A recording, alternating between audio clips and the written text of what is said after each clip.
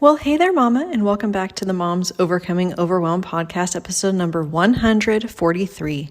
I'm Emily McDermott, and I'm right beside you on this journey as we work together to declutter your home, head, and heart. So when I say the word legacy, what comes to mind for you? Is it what we are leaving behind for the ones that we love? Is it the values and what we are instilling and teaching our children? Well, what if I told you that the legacy that we are leaving our children is a result of our actions today? I'm really excited to bring you my conversation with Julie Redmond on her podcast, Mom Made Plans. And we are talking all about the legacy of motherhood, discussing the unhealthy coping mechanisms that I have used in the past, including scrolling to deal with the stresses of motherhood, and how I was able to shift my perspective, and also providing some tactical strategies on how to leave a legacy we're proud of to our kids by how we live in the mundane moments of everyday motherhood. So Julie has been on the podcast twice before. She's a twin mom and host of the Mom Made Plans podcast, and she's all about making mom life easier by more intentional motherhood through the lens of self-awareness. Julie is one of my favorite people ever, and I hope you enjoy this conversation. So what do you say? Grab that notebook and pen, and let's dive into this chat that I had with Julie Redmond. Hey there, Mama. Are you tired of all the stuff crowding your home, calendar, and mind? Do you wish you could say goodbye to the endless to-do list running around in your head? Want to declutter but don't know where to start? You're in the right place. Welcome to Moms Overcoming Overwhelm, where you will find proven and practical solutions to declutter your home, head, and heart. Hi, I'm Emily, a wife, boy mom, and simplicity seeker. I struggled to get pregnant and felt overwhelmed until I discovered decluttering could create the physical and emotional space I needed to become a mom. Now, 2 kids later, I've transformed my life in motherhood by developing simple systems around decluttering, capsule wardrobes, kid stuff, cleaning and tidying, meal planning, time management, and more, and I can't wait to share them with you. If you're ready to reclaim the time and energy you crave, be present with your kids, and finally enjoy the life and motherhood you so deserve, let's kick overwhelm to the curb, shall we? Grab your lukewarm coffee, your notebook and pen, and clear off some counter space. Let's do this. All right, ladies, welcome to the podcast today. We are going to go a little deep today, do a little soul searching, kind of hit that motherhood chord, and it's going to be a really powerful conversation to just help us with one of our main frustrations. I think really you can just boil it down to how we spend our time. And we didn't get enough done, or we didn't figure out the right routine, or we didn't have time to exercise. We didn't spend enough time with our family. We scrolled on the phone too long. The list could go on and on. All of that relates to how we're spending our time. And I have an awesome guest with us today who is going to help us reframe, like going through this process of defining our legacy. And I think that might be just what we need to get motivated on spending our time on the most important things. So before we dive into this conversation, welcome, Emily. Please introduce yourself and tell us a little about you. Sure. Thanks so much for having me, Julie. I'm so excited to be here. And yeah, I'm Emily. I am a wife to my husband, Pat, for 14 years. I have to always think about that. And I have 2 boys. They are 5 and 6.5. And I have been at home with them since my oldest was born. And in the time that I'm not taking care of them, I actually have a podcast called Moms Overcoming Overwhelm, which focuses on decluttering your home, head, and heart. So that keeps me pretty busy. And I also write custom poetry. So when I'm not talking into a microphone, I'm writing poems for people for various occasions. And that's something that I started doing when I was like 8 or 9 years old, just, for fun. So it's kind of cool as an adult that I can use some of those giftings that God gave me and, write poems. So yeah, that's a little bit about me. So unique and special. So cool. Yeah. So today we're just going to soak up all your wisdom for, spending our time. And I just love this concept of thinking about our legacy. And it's not something we necessarily think of very often. But if you give yourself some space to really be intentional and think through that process of what do I want my legacy to be, and especially in motherhood. So before we peel back the layers of that, like if you want to just give us what, just starting with like, okay, what's the definition of a legacy? Like, what really is this, especially when thinking of it as a mom? Sure. So you have kind of like the literal and very tangible definition. So if you look that up, it would be like something that would be handed down or gifted to someone. So it could be, money or property, that kind of stuff. When you also think about like the legacy that you're leaving, in fact, when I write poems, one of the things I do for memorial poems is I say, what is the legacy that this person left on the world? And Mhm. it's maybe the values that they carry down to another generation. It could be, the way that they live their life and how that was reflected and how they treated people, your values, your traditions, your memories, those sort of intangible things. And there was one other definition that I found when I was looking into this that really struck me. And it was something that is the result of events in the past. And the reason that that really kind of struck a different chord with me is that it wasn't this tangible stuff. It wasn't even like, oh, I was a good person. And, now my kids can say that I was a good person at my funeral Mhm. or whatever. It really was your legacy going forward is the result of actions that have happened in the past. And so when I look at that through the lens of motherhood, the legacy that I'm leaving to my children now and in the future is a result of the events and activities and how I'm spending my time right now.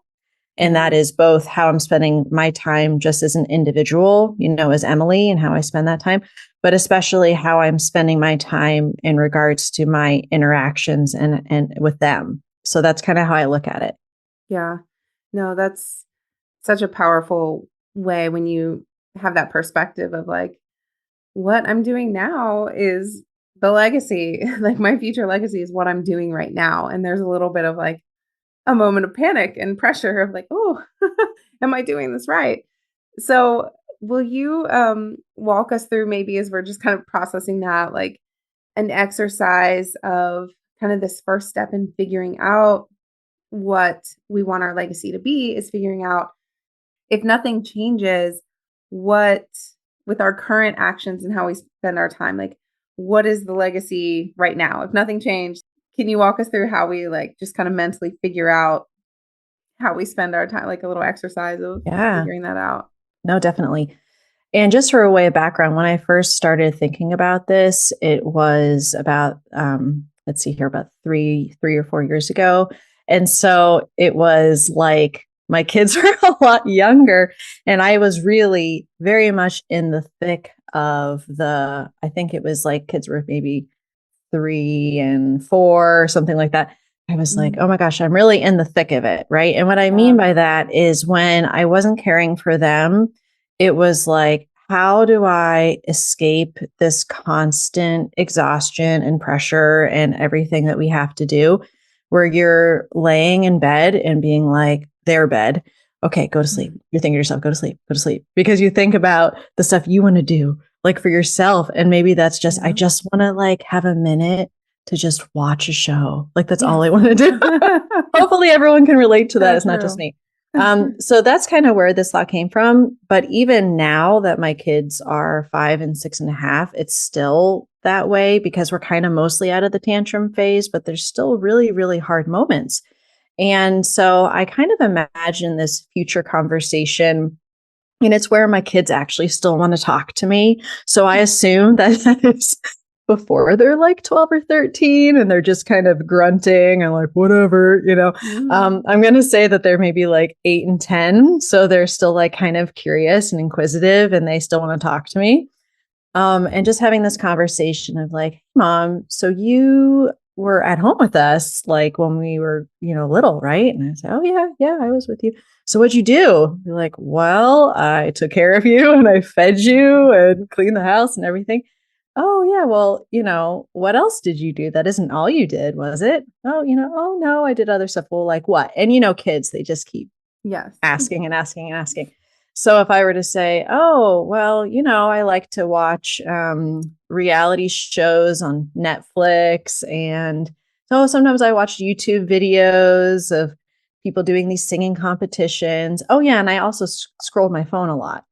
And they'd be like, scrolled what? Oh, my phone, just scroll social media, whatever. And I also imagine you kind of have to think about the kids asking the hard questions that kind of punch you in the gut. Yeah. Okay, oh, so you were scrolling. Well, what were you looking for? Like, what are we looking for really when we scroll? I don't know. I was looking for something to entertain me. I was looking for something to kind of get my mind off of things when they were hard. I was looking for something to make me feel something different. And then you have your kids kind of looking at each other and like, okay, well, did it work? Sometimes, but then it was short lived, right? And then I didn't really feel any better. And then they kind of were like, well, I thought you liked to do other things. It's like, didn't you write? Didn't you like to go on walks? Didn't you dance? All these things.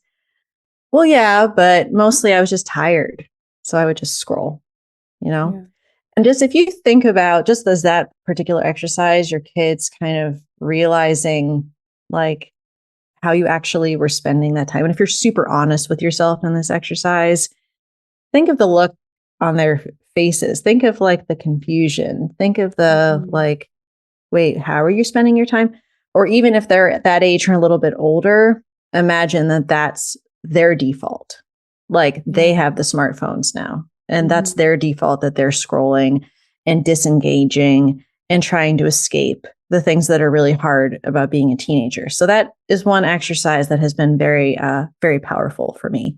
Yeah. And that my big takeaway from what you said there is asking that question, what are you looking for?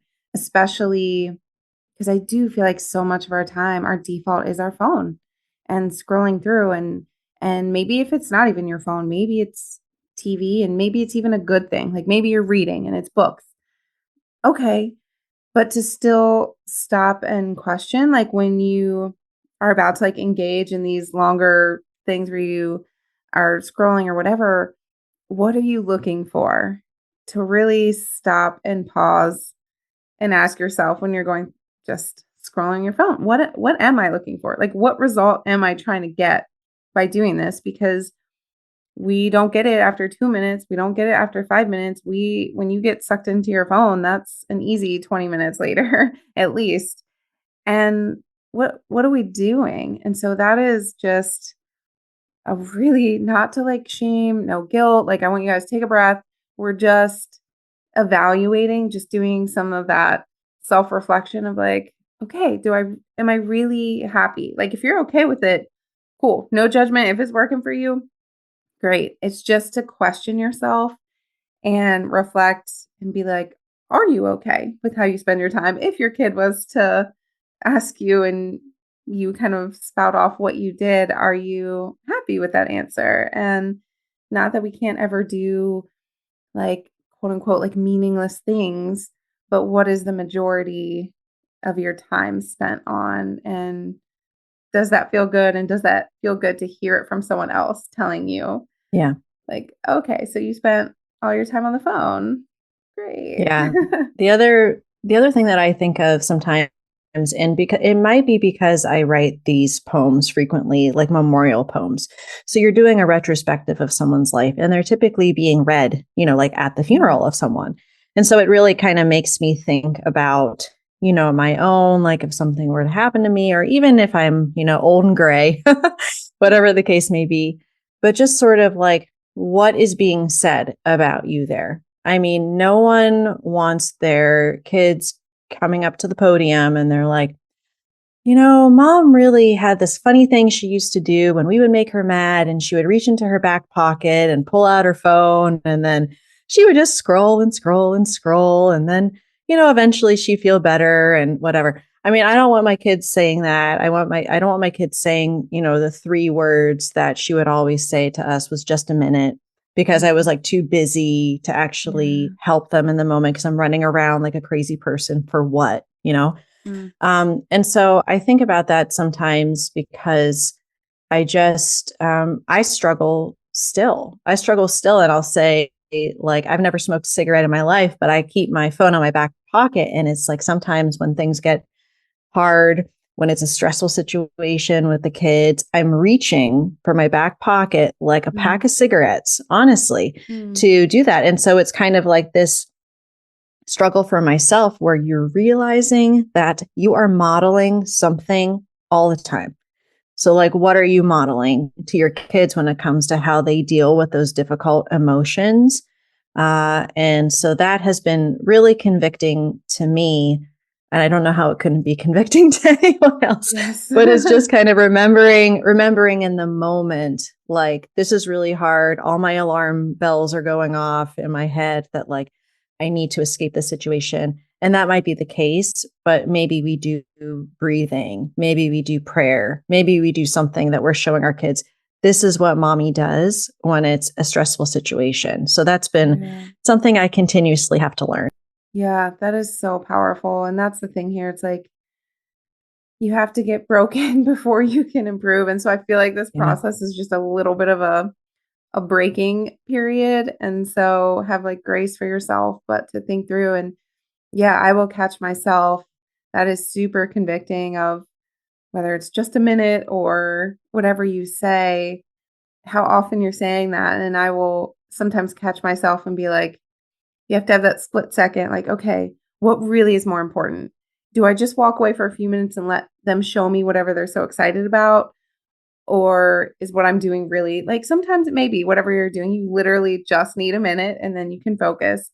But to just have that powerful pause to decide, like with your time, what is important in this like grand scheme of things? Like, what are we obsessing and stressing over really? Like you were saying, like, what for what? Like, is it important or not? And so, yeah, that's a huge lens there. And so, with this kind of process that we're doing of really letting things come to light and realizing we're not necessarily proud of how we're spending our time, like we're going to want to make some changes. So, I would love to hear if you have any like practical kind of ideas for steps we could do just to think about as if we're sitting here just feeling really, really conflicted and guilty and being like, oh my gosh, I need to do better. Like what can I think about first? What do I Yeah. do? Now that we have you feeling bad about yourself, Yeah. I'm just kidding. We're not going to leave What you are we gonna do there. about it? Pull us I know out. we're not going to leave you there. We promise. We promise. Yeah. I do want to say one thing is that, my podcast, Moms Overcoming Overwhelm, Yes, perfect. lots of overwhelmed moms, right? Yeah. And I get, the request to join my free Facebook group. And when you join a group, you can see how many other groups that the person is in. The reason I'm saying that is I have an overwhelmed mom that's joining my group and she's part of like 800 groups. And I'm Oh my like, goodness. how does that even I'm work? overwhelmed. I know, right? And so I think sometimes we're like looking for the answer, trying this, trying that, Mhm. whatever. And we don't recognize that like we have so much noise going on. Yes. A lot of it has been self-created that we feel like, well, this is just how it has to be. Like I have to be telling my kid just a minute because I have to do, the dishes and then I have to put this away and blah, blah, blah. If you're actually able to stop and say, okay, I'm going to turn off as much as I can some of the outward distractions, mostly phone or technology related, and just kind of look inward into what are these non-negotiable core pillar things that like I absolutely want or need to do to be myself at my core.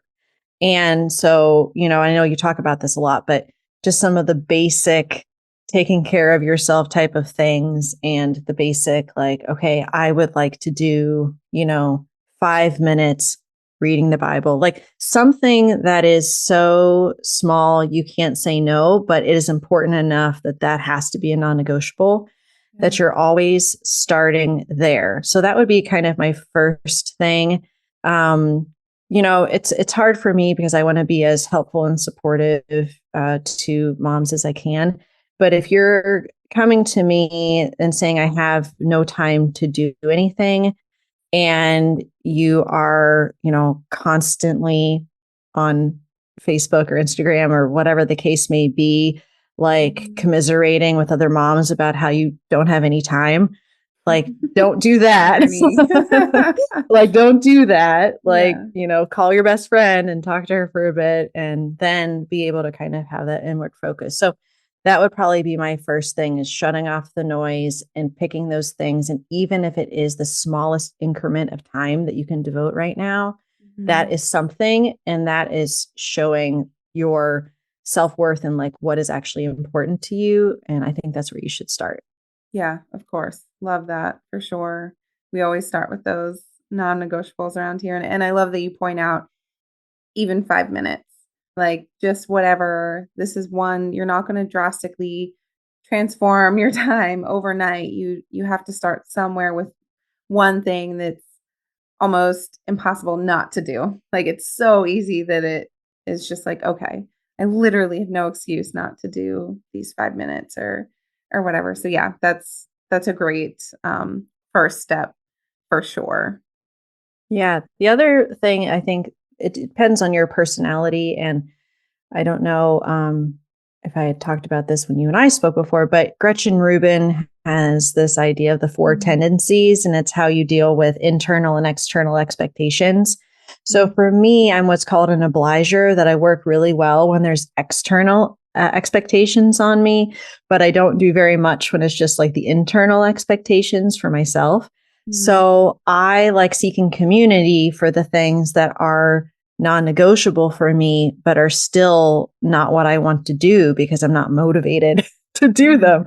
So I've done this exercise program for 2.5 years straight, 5 or 6 days a week. And the reason is that I have external accountability that I, message people about it. For the decluttering we do in my group, we do 15 minutes a day for 5 days. I'm doing live videos. We're checking in. And so we're able to say like, hey, this is important to me. I'm telling someone else I want to be accountable. And maybe that doesn't work for your personality, but for me, that has been really paramount because I'm able to then start making it habitual, to which I am then able to do it myself without having to check in with someone all the time. So that has been a huge part of me getting those non-negotiables like done consistently, no matter what. Because I would tell you the number of times I want to exercise at 5:30 in the morning when I come down here to the basement is like zero. Like I can never remember a time I'm like, let's do this. Yeah. But yet I've been doing it for over 2 years. Right. So, awesome. And I know the benefits when I'm leaving my legacy. The benefit is all the ways that it is helping me show up as the person and mom that I want to be. So it's worth it. But yeah, hopefully that will kind of remind someone that sometimes accountability is exactly what you need, because motivation is not necessarily going to get you there. Yeah. Yeah, that's true. And just I think I'm more on the opposite end of the spectrum where I have like I don't know, a reverse reaction to the community thing. It like shuts me down. It's like too much stimulation of everyone. I'm like, oh no, I can't deal with it. So it's funny. But that's a great I love the idea of like you don't have to, as you're trying to figure this out and make changes, whatever system, you may need some accountability up front. Like this might be a great thing to talk with another mom friend and be like, look, listen to this episode. Let's work on this legacy piece together. And you kind of can have that initial starting check in, I think is really helpful. So whether or not whatever process you find to get motivated and to continue, it doesn't have to stay the same the whole time, but just finding something that will spur you on.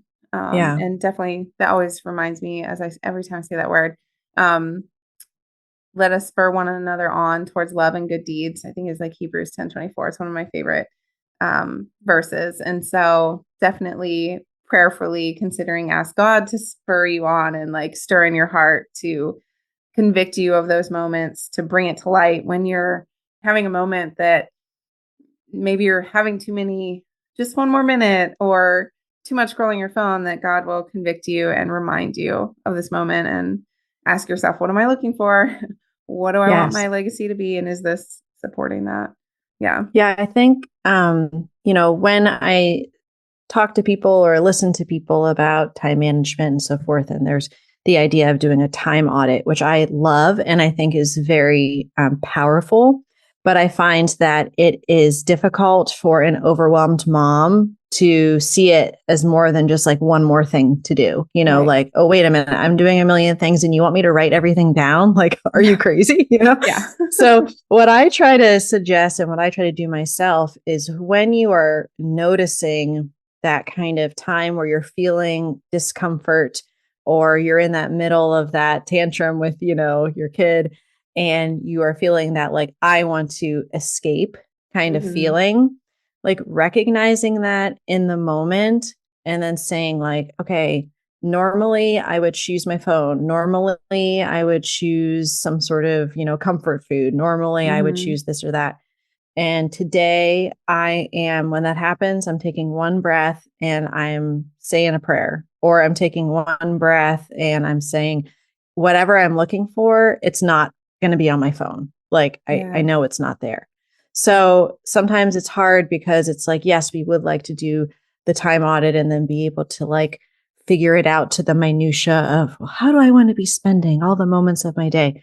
But that's probably not realistic for a lot of us. So it's just more the pausing and the noticing and Hmm. then choosing something different and getting your brain and your body to like follow suit with what you are intending to change. So that's Yeah. been powerful for me. When you do these kind of exercises, when you're thinking about when your kids are older, what's the legacy I'm leaving? But when the rubber hits the road and you're in the moment, then it is okay. I'm choosing something different in this moment, and then you try it in the next time, and so Hmm. forth. Yeah. Letting your legacy really be that core motivator for change. And I'm all about the self awareness piece of the noticing, the pause and the notice. And I feel like that's really a great, do those non negotiables, but like that's a great, real first step of just make a commitment to notice, just to be more aware of what your automatic reactions are and if there's a better choice. So this is super super helpful. We took ourselves in the trenches of all Yes. the like, oh, this is rough and I'm feeling convicted, to into some first steps of like how to get out of it, and just really keeping that idea of our legacy. And it's a powerful thought to really stop and write out for yourself, like, what do you want your kids or your friends to be able to say about you, and then be that. Yeah. um and one day at a time of making those actions towards that direction. So yeah, I think we've covered a lot of really helpful things. Are there any, I don't want to cut off, if there's any other tips for just this idea of living your legacy and just feeling more confident that we're spending our time on the right things? Yeah, I guess I have to constantly remind myself that I am doing the best that I can with the children that God has entrusted to just me for a Mhm. reason.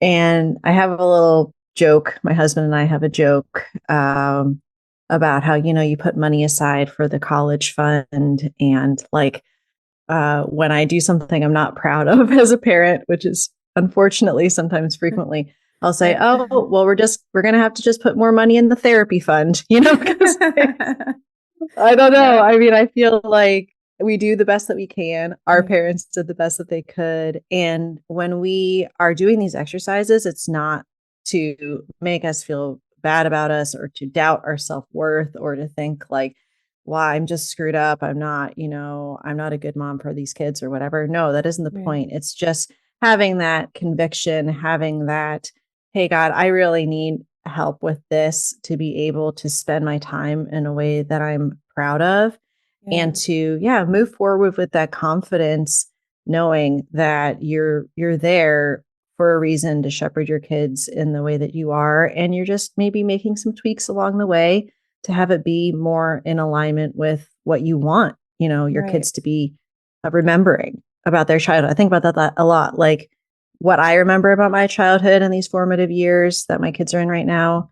And what are they remembering? Like, are they remembering me crying because I'm frustrated about something? Are they remembering me laughing and playing? Are they remembering me cleaning up after them on the floor all the time? Are they remembering me saying, we got to get out of the house now so you can get to school, get in the car? Like, what are they going to Yeah. remember?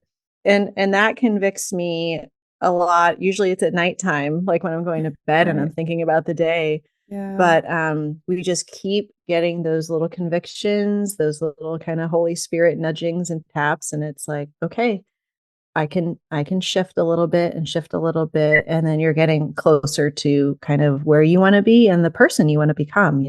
Yeah. That's another fantastic tip of what are they remembering? And so I want to encourage you with this idea with tons of grace mixed in. So every day is new. His mercies are new every morning. You're not going to get it right every day or all day, but just aiming for that, say like 80% of the time, the majority of the time, you're trying to do better and work on this so that the majority of the time is those memories that you want to be made. So not to be down on yourself for every time you freak out or are choosing the chores constantly or disregarding them all day or whatever. Like just breathe, relax. Like it's going to be okay. You're doing a good job, but it's just that pursuit of doing the majority of the time what we want to build our legacy to look like and for people to remember us by. So this has been a really powerful just deep dive into ourselves and just I love though the that there's ways to improve. There's easy practical steps of ways that we can keep doing better and build the legacy we want. So thank you so much, Emily. I would love to have you just share a little bit more about how people can connect with you. Your Facebook group sounds amazing. I love some decluttering your home and help that will help so much that you're not distracted by all of that and ruining your legacy. So yeah, tell us a little bit more about how everyone can find you. Yeah, sure. So my podcast, Moms Overcoming Overwhelm, you can start there. And yes, I do have a free Facebook group, which of course I can't remember the exact name of. So I'm just going to It'll have be in you the link show it in notes. the No show notes. Yeah, there you worries. go. I think it's decluttering support for overwhelmed moms. But anyway, so yeah, usually in there, we do like every 2 weeks, do these kind of decluttering burst challenges where we keep it super simple, 15 minutes a day, pick the most unsentimental things like the expired Yeah. medication and the moldy food and the stuff that's not hard, and eventually you can get to the harder stuff. But yeah, that probably is the best place to reach me. And yeah, I'm just so excited to connect more with your listeners. Thank you so much. This has been so helpful. If you like today's podcast, here's what you can do. Just take 30 seconds to leave me a review. I know you're a busy mama. You're overwhelmed, in fact. But 30 seconds of your day makes such an impact. I'll be blessed by your words. They'll definitely make my day. And who knows, you might be entered for this month's giveaway. In Apple Podcasts, scroll down to write a review. Thanks so much for your time. I'm so grateful for you.